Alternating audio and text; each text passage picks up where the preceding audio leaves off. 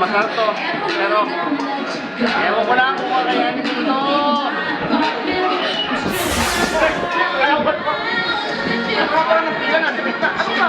Kaya mo lang!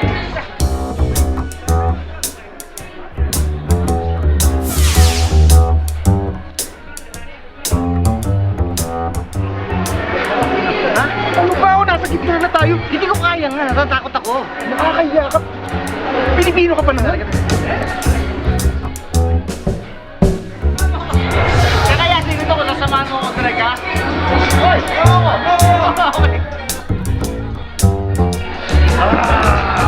Natakot ka ba? Oo!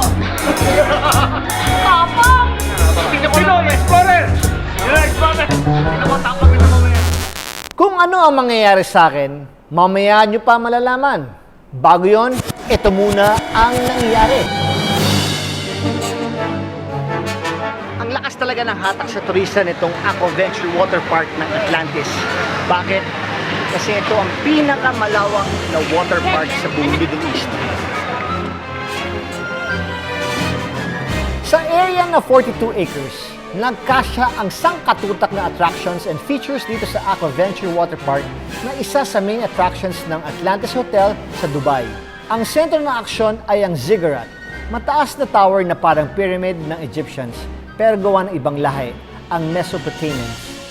Mula doon pwedeng sakyan ng The Plunge, parang roller coaster sa tubig, kaya ang tawag nila water coasters.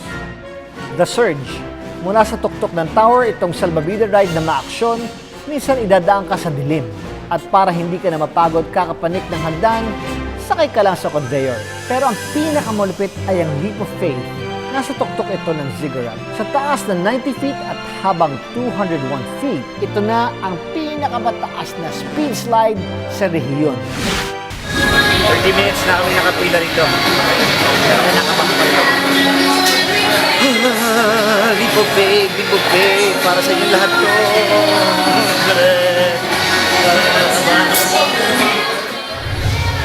Nakakamahan din ako.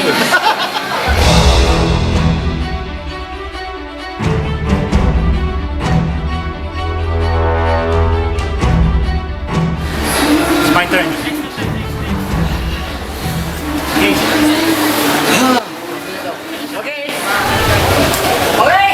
This is it. Let's go. 3, 2, 1, and done.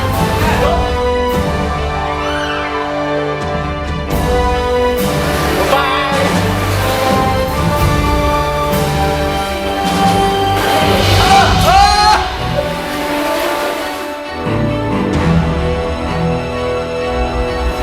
Wow!